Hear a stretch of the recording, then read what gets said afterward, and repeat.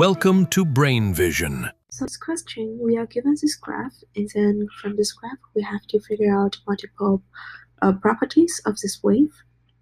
So let's look at this graph. A couple of things we need to first read is we look at the amplitude of it. From the graph, ys is 4 centimeter, but the amplitude and ys has 4 ticks. It looks like the amplitude has 5 ticks. So this is 5.0 centimeter.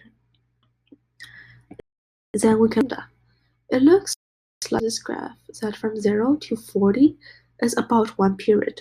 So we will say this is 0.40 meter.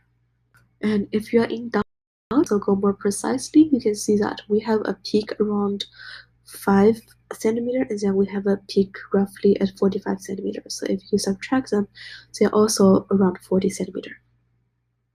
And then we have speed. In order to look for the speed, we are given the tension and mass density, and that is for us to calculate the speed, because speed, 3.6 Newton, density is 25 times 10 to the negative 3 kilogram per meter.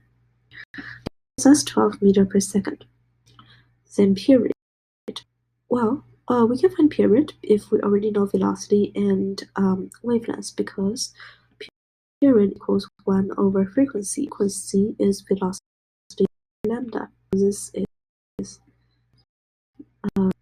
lambda over velocity.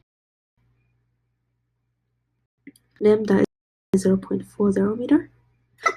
Excuse me. V is 12 meter per second. So we have a period 0.033 second. So that is a period. Now the next thing we're looking for is a maximum speed of a particle in this way.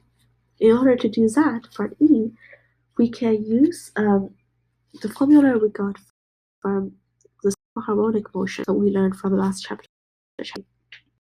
We know the maximum speed of a particle is omega times amplitude, and omega is 2 pi per c. So 2 pi, might as well just calculate the frequency of part. F v over lambda is around 30 hertz. So 2 pi times 30 hertz times amplitude is 0.05 centimeter, or 0.05 meter. So this gives us 9.4 meter per second. Is EF. The next one is F. We're looking for K. Well, we know what lambda is, so we can find K over lambda. Gives us 16 meters per G omega. Omega equals 2 pi F. So 2 pi times 30 hertz is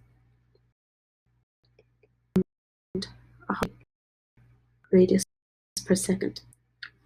H us to find phi. Okay, how do we find this?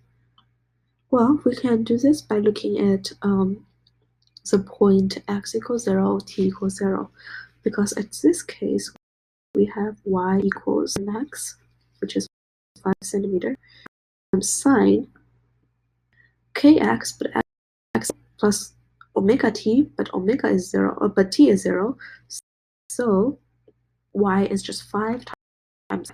And then when it's a y-intercept, it's 4 centimeter. So sine phi is arced sine 4 over 5. So the simplest solution, 1.93 radius. So you actual solutions, it could be either 0.93 radius or it could be 2.21 radius, but we're choosing 0.93 radius. Finally, we'll ask whether the sign in front of omega is plus or minus. We know this is a wave traveling to the negative x-axis, therefore it will be a plus sign.